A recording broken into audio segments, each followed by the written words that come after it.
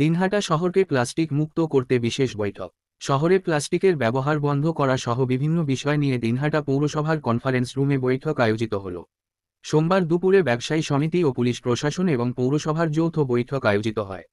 এদিনের বৈঠকে উপস্থিত ছিলেন দিনহাটা পৌরসভার চেয়ারম্যান গৌরীশঙ্কর মাহেশ্বরী, দিনহাটা মহকুমা ব্যবসায়ী সমিতির সম্পাদক রানা গোস্বামী, দিনহাটা মহকুমা ব্যবসায়ী কল্যাণ সমিতির সম্পাদক উৎপলেন্দু রায় সহ পৌরসভার কাউন্সিলররা এবং আধিকারিকরা ও পুলিশ প্রশাসন। একদিকে প্লাস্টিক ব্যবহারের ক্ষেত্রে কড়াভাবে পথে নেমে সাধারণ মানুষকে সচেতন করা হবে, তেমনি ফুটপাত দখলমুক্ত করা সহ বিভিন্ন গুরুত্বপূর্ণ বিষয় নিয়ে তিনি সেখানে আলোচনা করা হয়।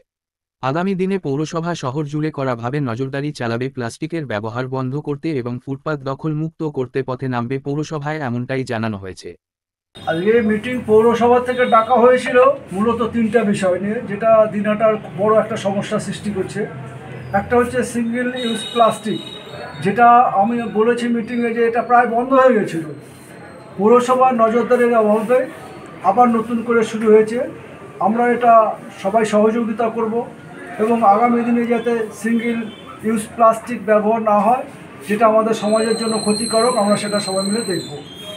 সবচেয়ে বড় যে সমস্যাটা, যে হকিং বলতে হকার বলতে আমাদের দিনহাটা শহরের ঠিক হকার বলতে যাদের বোঝায় তারা কিন্তু সেইভাবে দিনহাটায় নেই। এরা হচ্ছে জবরদখল করে আছে। এবং আপনারা রাস্তার দুধারে গিয়ে দেখবেন এরকম অনেক স্ট্রাকচার আছে রাস্তার ওপরে, একটা ভ্যান ঠেলা দাঁড় করিয়ে রেখেছে, তারা ব্যবসাও করে না, কিছু করে না। আমরা বলেছি পুরো রাস্তা পরিষ্কার করে দিতে হবে।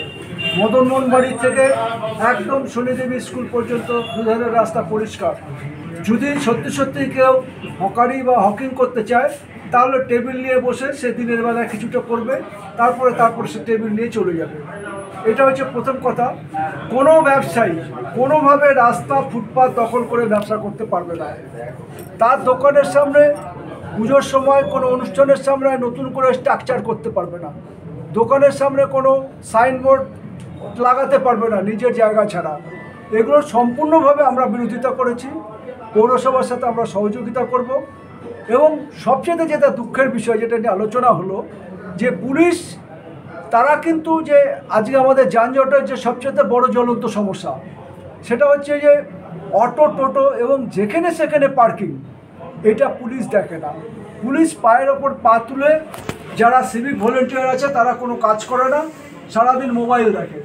এটা আমরা এর আগেও পুলিশকে বলেছি, আজকেও বলেছি যে এরপরে আমরা কিন্তু এসপিকে কমপ্লেন করতে বাধ্য হব। কারণ দিনহাটায় কোনো সিসিটিভি ক্যামেরা এখনও লাগেনি এবং দিনহাটায় আজ পর্যন্ত দুঃখের বিষয় কোনো অটো সিগন্যালিং সিস্টেম হলো না।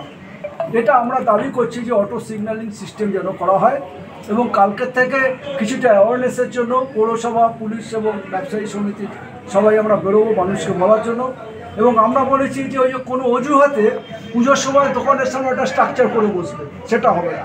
এবং আমাদের কাছে খবর আছে কিছু ব্যবসায়ী তার দোকানের সামনে ভাড়া দিয়ে পয়সা খাচ্ছেন ছোট ছোট গরিব মানুষের কাছ থেকে, এটাও আমরা করতে দেবো না।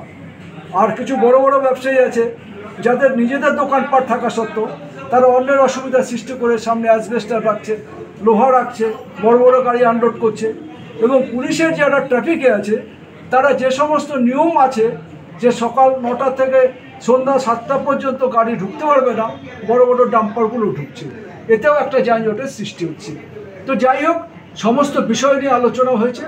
আগামী দিনে আমরা সকলে মিলে সহযোগিতা করে দিনহাটাকে যাতে সুন্দর করা যায় এবং সুশৃঙ্খল করা যায়, আমরা সবাই সেই চেষ্টা করব। হলো ক্যারি ব্যাগ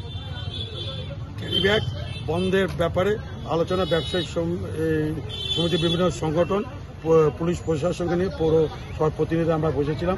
দিনহাটা শহর থেকে ক্ষতিকারক যে ক্যারি ব্যাগটা আছে সেটা বন্ধ করার জন্য আমরা ব্যবসায়ী সমিতির কাছে আপিল করেছি এবং কালকে মাইকিং করে দেবো। 2-1 দিনের ভিতর থেকে খুব অ্যাকশন চালু হবে। শহরে ক্ষতিকারক প্লাস্টিক যদি কোথাও দেখি, হাত পৌর হিসাবে, আইন হিসেবে যা যা নিয়ম আছে সেটা আমরা বলছি। ফুটপাত নিয়ে কোনো আলোচনা আছে এখানে? আমরা এটা আলাদা ব্যবসায়ী সমিতিকে মেইনলি আমরা ডেকেছিলাম, আমরা দেখলাম তাতে অসঙ্গতি পেলাম অনেক দোকানে। তো অসঙ্গতির জন্য অনেক দোকান বন্ধ করে দিয়েছি। তাদের কারখানাও গেছিলাম, কারখানাও বন্ধ করে দিয়েছি। যেগুলো মাল ওরা তৈরি করেছে সেটাও বিক্রি করতে পারবে না, আজকের থেকে বন্ধ।